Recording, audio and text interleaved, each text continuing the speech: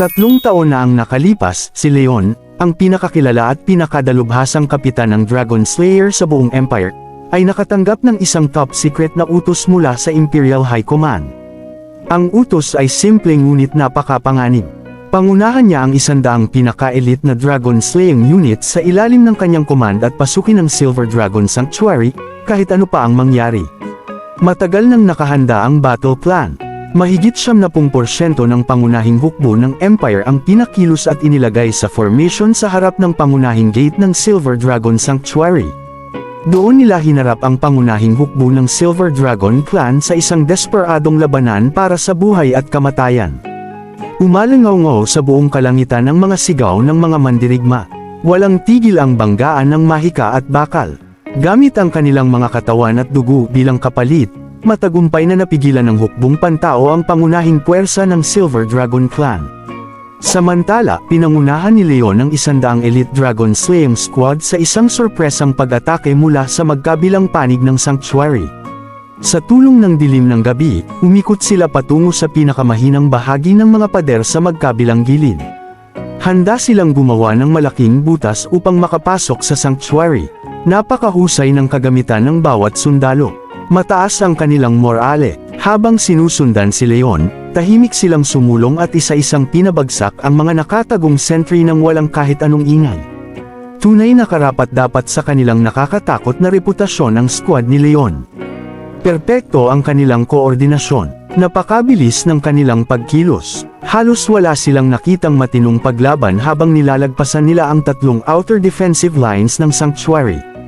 At sa wakas, nasa harap na nila ang mabigat na pintuang bato ng Silver Dragon Sanctuary. Kaunti na lang ang kailangan nilang gawin. Kapag nakapasok sila roon, kumpleto na ang kanilang mission. Makikita na sa mukha ng bawat isa ang liwanag ng tagumpay. Ngunit sa mismong kritikal na sandaling iyon, biglang dumating ang isang trahedya.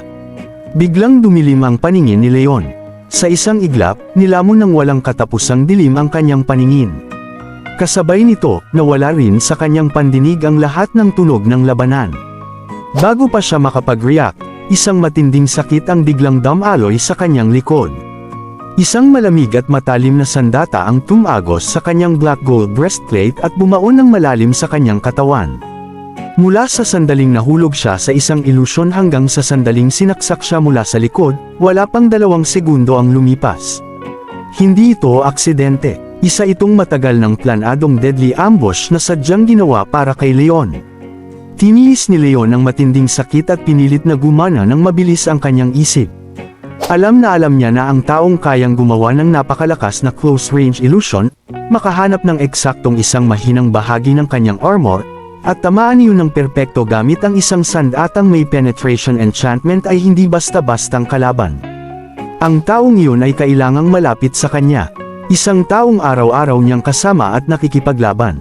Isang taong lubos na nakakakilala sa kanya. At higit sa lahat, isang taong lubos niyang pinagkakatiwalaan. Isa sa sarili niyang mga teammate. Pagkatapos ng lahat, ang Black Gold War Chariot breastplate ni Leon ang pinakamagandang defensive equipment ng Empire. Walang ordinaryong pag-atake ang kayang tumagos dito. Malinaw na ang enchantment ng sandata ay espesyal na inihanda para kontrahin siya. Ngunit bago pa matukoy ni Leon kung sino ang traidor, tuluyan nang nabunyag ang posisyon ng kanilang assault squad. Hindi mabilang na Silver Dragon soldiers ang dumagsa mula sa lahat ng direksyon at naglunsad ng mabangis na counterattack. Kahit desperadong lumaban ang mga miyembro ng squad, napakalaki ng lamang sa bilang ng kalaban. Unti-unti silang napunta sa isang sitwasyong halos wala ng pag-asa. Nang makita nilang nakahandusay sa lupa ang kanilang kapitan at halos wala ng buhay, napuno ng despair at pag-aatubili ang kanilang mga mata. Ngunit wala silang paraan para makatakas habang buhat ang kanilang malubhang sugatang kapitan. Wala nang ibang pagpipilian. Habang umiiyak, ibinigay ng Vice Captain ang utos. Iwan si Leon at umatras kasama ang mga natitirang sundalo. At ganoon na lamang, ang dating tanyag na dragon-slaying hero ng Empire ay naging prisoner ng Silver Dragon Queen. 3 taon ang lumipas. Nakaupo si Leon sa tabi ni Rosvisa habang hawak nito ang isang wine glass. Habang naaalala niya ang nakakagulat na pagtataksil na nangyari 3 taon na ang nakalipas, napangiti siya ng mapait at sinabi, Siguro hindi kailanman naisip ng mole na iyon na hindi lang ako buhay at maayos ngayon. Naging fake husband pa ako ng Silver Dragon Queen at mayroon pa akong 3 cute na anak na babae. Kumurap si Rosviza. Ibinaba niya ang hawak niyang wine glass at seryosong tiningnan si Leon. Mahina niyang tanong, may sagot ka na ba kung sino ang traidor na sumaksak sa iyo mula sa likod? Hinaplos ni Leon ang kanyang baba at umiling. Lahat sila ay suspect, pero kung emosyon ang pag-uusapan, huminto siya sandali. Hindi ko talaga kayang paniwalaan na gagawin iyon ng kahit sino sa 3 iyon. Ang vice captain na si Victor ay kaklase ko noong nasa military school pa kami. Tulad ko, galing din siya sa commoner class bago sumali sa Dragon Slaying Army. Wala siyang makapangyarihang koneksyon at wala ring pamilyang susuporta sa kanya. Pinaghirapan niyang umakyat hanggang maging vice captain, gamit lamang ang sarili niyang kakayahan at lakas. Maaaring palagi siyang nasa pangalawang pwesto dahil hindi niya ako kayang lampasan sa lakas. Pero hindi ko kailanman masasabi na mahina siya. Napakahusay niya sa pamumuno ng mga sundalo at sa pakikipaglaban. Matapos akong bumagsak noon, siya ang nanatiling kalmado kahit nasa ilalim ng matinding pressure. Siya ang kumuha ng command sa mga natitirang sundalo at nagawa niyang makalabas sa pagkakakulong ng Silver Dragon Clan kasama ang mga survivors. Pagkarinig noon, hindi napigilan ni Rosviza na tumawa. Nang aasar siyang sinabi, talagang marunong ka ring magpasikat ng patago. Kahit nagko-compliment ka sa ibang tao, nakakahanap ka pa rin ng paraan para maliitin siya. Napakamot si Leon sa kanyang ulo dahil medyo nahiya. Pagkatapos, nagpatuloy siyang ipakilala ang kanyang dating mga teammate. Sunod naman si Martin, ang support mage. Medyo espesyal ang background ng batang iyon. Siya ang bunsong anak ng Minister of Finance ng Empire, isang miyembro ng royal family na may malaking kapangyarihan sa military. Tunay na noble young master. Pagkatapos niyang mag-graduate sa military academy, kumanga siya ng husto sa performance ko sa battlefield. Sa kabila ng pagtutol ng kanyang pamilya, ipinilit niyang sumali sa squad ko. Sabi niya, balang araw gusto niyang maging isang Dragon Slayer na kasing tapang at katatag ko. Bahagyang tinaas ni Rosviza ang kanyang kilay. May halong pang-aasar ang kanyang mga mata habang nakangiti siyang sinabi, hindi ko inaasahan iyon. Kung ganoon, sikat ka pala talaga sa Empire noon. Mayroon ka pang isang loyal na maliit na fanboy. Well, bukod sa 2 iyon, may isa ka pang teammate, tama? Kumurap si Leon. Rebecca, ang gunner. Siya ang fire support ng squad namin. Mahusay siya sa lahat ng klase ng firearm, maliit man o malaki. Huwag kang magpapaloko sa maliit niyang katawan. Delicate at cute ang itsura niya. Pero sa sandaling humawak siya ng baril, para siyang ibang tao. Parang baliw kung lumaban sa battlefield. Mas mabangis pa kaysa sa aming mga lalaki. At ang pinakamalaking katangian niya, napakadaldal niya. Hindi talaga tumitigil ang bibig niya. Training man o actual combat, kaya niyang magsalita ng tuloy-tuloy. Hindi pa natatapos ni Leon ang kanyang sasabihin nang biglang lumapit si Rosviza. Biglang lumiit ang pagitan nilang dalawa. May malinaw na bakas ng selos sa kanyang mga mata habang nagtatanong siya. Oh, Kazmag, sa boring mong buhay noon na araw-araw kang nakikitungo sa mga donkey, bukod sa silver-haired female classmate mo, may nakilala ka bang babae na kaedad mo? Sige nga, sabihin mo sa akin. Ano ang itsura ng babaeng iyon? Kumurap si Leon. Sa unang tingin, parang inaasar lang siya ni Rosviza dahil 20 taon na siyang single noon. Pero habang iniisip niya ito, mas nararamdaman niya ang isang kakaibang tono sa kanyang pananalita. May halatang bahid ng selos. Siguro maganda naman siya. Noon kasi, nakatuon lang ang lahat ng atensyon ko sa training at digmaan, kaya hindi ko siya gaanong pinansin. Pero sinabi sa akin ni Martin na sikat talaga siya sa military academy. Marami siyang mga manliligaw. Kinuha ni Rosviza ang beer sa mesa at malaki ang lagok na ininom. Sa kanyang tono ay halatang may halong selos at pagkainis nang sabihin niya. Ganoon ba? Napakaganda naman. May magandang babae ka pala sa squad mo, nakikipaglaban kasama mo habang hinahangaan mo rin ang katawan niya. Siguro napakasaya ng buhay mo noon. Kitang-kita sa mukha ni Rosviza kung gaano siya kaselos. Agad na tumawa ng malakas si Leon. Sinadya niyang asarin si Rosviza. Sok. Mother Dragon, panas ba ang beer mo o ano? Bakit parang sobrang asim ng amoy? Umaabot na yata ang asim hanggang courtyard. Pagkarinig ni Rosvice noon, agad siyang ninas. Malakas niyang ibinagsak ang baso sa mesa. Biglang naging matalim ang kanyang tingin habang nakatingin kay Leon. Mapanganib ang tono ng kanyang boses nang sabihin niya, "Ano ang sinabi mo? Kung matapang ka, ulitin mo." Nang makita iyon ni Leon, agad niyang itinaas ang dalawang kamay at humingi ng tawad. Biglang tumaas ang kanyang survival instinct. Joke lang, basta ko lang sinabi yun. At saka, hindi talaga siya type ko.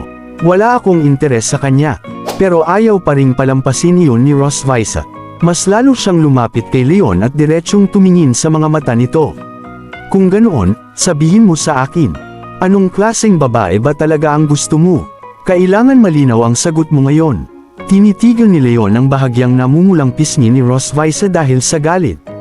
Tinitigan din niya ang kanyang kumikinang na gintong mga mata. Sa hindi malamang dahilan, biglang lumaktaw ang tibok ng puso ni Leon. Uminit ang kanyang isip at bago pa niya mapigilan ang sarili, kusang lumabas ang mga salita sa kanyang bibig. Hindi mo pa rin ba alam kung anong klaseng babae ang gusto ko? Gusto ko, ikaw ang gusto ko. Ngunit bago pa niya matapos ang kanyang sasabihin, nakita niyang unti-unting bumagsak ang mga talukap ng mata ni Rosvice. Bahagya itong tumagilid ang ulo, at bigla itong bumagsak sa kanyang mga bisig. Lasing na pala ito, mahahaba at maayos ang kanyang pilikmata. Pantay ang kanyang paghinga habang mahimbing na natutulog. Tinitigan ni Leon ang taong ngayon ay lubos na walang depensa habang nasa kanyang mga bisig. Napangiti siya ng walang magawa. Mahina at maingat niyang sinabi, "Ang bilis mong makatulog, maangin dito, hindi ka pwedeng matulog sa labas. Kung gusto mong matulog, bumalik ka na sa kwarto mo." Pagkatapos noon, maingat na binuhat ni Leon si Rosvice. Napakabanayad ng kanyang kilos na parabang natatakot siyang magising ito. Dahan-dahan siyang naglakad at bumalik patungo sa castle. Kinabukasan ng gabi, bago pa ang dinner, natapos na ni Rosvice ang kanyang mga gawain. Mag-isa siyang umupo sa swing sa likod ng hardin. Mahaba ang anino niya sa lupa dahil sa papalubog na araw. Marahang hinihipo ng malamig na hangin sa gabi ang kanyang silver hair, habang puno ng pag-aalala ang kanyang magandang mukha. Bahagya lamang gumagalaw ang swing. Ang mga bakal na kadena nito ay bahagyang kumikis sa kahoy at upuan, na lumilikha ng mahinang langit-ngit. Tahimik na nakatingin si Rosvice sa lupa. Mabigat ang kanyang iniisip. Wala ang dati niyang kasiglaan at pagiging dominante bilang isang queen. Mula nang matapos ang Battle of Constantine, sunod-sunod na lumitaw ang iba't ibang misteryo. At habang pinagdurugtong ang lahat ng clues, sa huli ay tila lahat ng ito ay tumuturo sa master ni Leon. Dahil dito, hindi maiwasan ni Rosvice na isipin kung may kaugnayan ba talaga ang lahat ng ito kay Leon. Noong una, gusto lamang niyang panatilihin si Leon sa kanyang tabi at gawin itong isang masunerang prisoner. Pero ngayon, habang nakikita niyang masayang nakikipaglaro si Leon sa kanilang mga anak na babae, nagsimula siyang magdalawang isip. Tahimik niyang sinabi sa sarili, kung rational ang pag-uusapan, si Leon lamang ang natitirang survivor ng assault na iyon.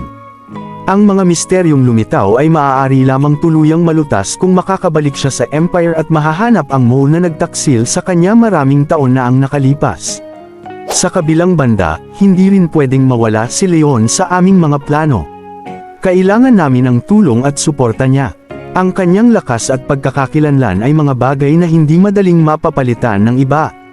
Darating ang araw na malalaman ni Leon ang buong katotohanan. At darating din ang araw na aalis siya rito at babalik sa kanyang homeland. Malinaw na naiintindihan ko ang lahat ng iyon. Pero sa tuwing naiisip kong aalis siya, biglang sumikip ang dibdib niya. Masakit ang puso ko. Hindi maiwasan ni Rosvice na tanungin ang sarili. Ayoko ba talaga siyang pakawalan? Napakaraming bagay ang nangyari sa loob ng mga panahong iyon. Mula sa pagiging magkaaway at pagod na pagod sa isa't isa noong una, hanggang sa araw-araw silang namuhay ng magkasama, unti-unting nagbago ang relasyon ni Rosvice at Leon nang hindi nila namamalayan. Magkaiba man ang kanilang lahi, isang tao si Leon habang isang silver dragon naman si Rosvice, ngunit si Leon pa rin ang pinakaresponsable, pinakamaaasahan, at pinakamatuwid at mabait na taong nakilala niya sa buong buhay niya. Isa siyang mabuting husband at napakahusay na ama. Matyaga niyang nilalaro ang kanilang mga anak na babae at tinuturuan ang mga ito kung paano maging mabuting tao. Dahil nandoon si Leon, lumaki ang kanilang mga anak na masaya at malaya. Dahil din sa kanya, mas natutunan ng mga bata na mahalin ang buhay. At dahil kay Leon, unti-unting natanggal ni Rosvisa ang kanyang pagiging masyadong seryoso bilang isang queen. Natutunan niya ang pagiging gentle at ang halaga ng companionship. Mas naging malapit siya sa kanyang mga anak. At nakaranas siya ng isang klase ng family warmth na hindi niya kailanman naranasan noon. Bago pa niya tuluyang mapansin, hindi na si Leon ang prisoner na minsan niyang nahuli. Si Leon ay naging isang taong hindi na maaaring mawala sa kanilang pamilya. Sa pag-iisip nito, napabuntong hininga si Rosvisa. Puno ng conflict at pag-aatubili ang kanyang mga mata. Hindi niya alam kung kailan, pero tahimik nang nakalapit si Leon mula sa likuran niya. Napakagaan ng kanyang mga hakbang kaya wala itong anumang ingay. Inabot niya ang swing at marahan itong itinulak. Tinitigan niya ang malungkot na likod ni Rosvisa at ngumiti. Ba't ka nag-iisa rito at napapabuntong hininga? Hindi na ba sapat ang saya ng swing, Your Majesty? Pagkarinig sa pamilyar na boses, mabilis na lumingon si Rosvisa. May bahid ng sorpresa sa mukha niya. Anong ginagawa mo rito? Akala ko naglalaro ka kasama ng mga bata. Lumapit si Leon sa kanyang tabi. Pagkatapos ay yumuko siya at tumingala kay Rosvisa. Malinaw ang pag-aalala sa kanyang mga mata nang seryoso niyang sabihin. Maghapon ka nang parang wala sa sarili. Masama ba talaga ang mood mo? May nangyari ba? Sabihin mo sa akin. Iniwas ni Rosvisa ang kanyang tingin. Humarap siya sa ibang direksyon. Mahina niyang sinabi, walang nangyari. Nakaupo lang ako rito. Nang makita ni Leon na pilit nitong ipinapakitang ayos lang siya, bahagya siyang lumapit. Sinadya niyang asarin ito gamit ang magaan na tono. Baka naman dahil pagkatapos mong magkaroon ng second baby, medyo unstable ang emotions mo. Postpartum depression kaya. Agad na mula ang pisngi ni Rosvisa. Inabot niya si Leon at marahang itinulak. Siyempre hindi. Huwag kang kung ano-ano ang iniisip. Unti-unting nawala ang ngiti sa mukha ni Leon. Naging seryoso ang kanyang ekspresyon. Diretso siyang tumingin sa mga mata ni Rosvisa. Kung hindi tungkol sa mga bata. Kung ganoon, dahil ba sa akin? May nagawa ba akong mali? May ginawa ba ako na ikinagalit mo? Naging tahimik ang buong hardin. Ang tanging maririnig lamang ay ang mahinang pagkaluskos ng mga dahon dahil sa hangin. Makalipas ang ilang sandali, nag-ipon ng lakas ng loob si Rosvisa. Itinaas niya ang kanyang ulo at direktang tumingin kay Leon. May bahid ng kaba sa kanyang boses nang mahina niyang itanong. Leon, gusto mo bang bumalik sa Empire? Ang nakaraan ni Leon ay nakabaon sa ilalim ng napakaraming misteryong hindi pa nalulutas. At ang tila simpleng tanong ni Rosvisa ay tumama mismo sa pinakamalalim at pinakamahirap na takot nilang dalawa. Sa isang panig ay ang dugo at paghihiganti na 3 taon ng dala ni Leon, pati na rin ang katotohanang kailangan niyang malaman. Sa kabilang panig ay ang pamilyang araw-araw niyang nakasama, ang mga taong matagal nang naging bahagi ng kanyang buhay at puso. Ano kaya ang pipiliin ni Leon? Babalik ba siya sa Empire upang hanapin ang traidor na sumaksak sa kanya mula sa likod 3 taon na ang nakalipas? O mananatili siya sa Silver Dragon Sanctuary upang protektahan ang kanyang pinakamamahal na asawa at mga anak na babae? Abangan natin ang susunod na mangyayari.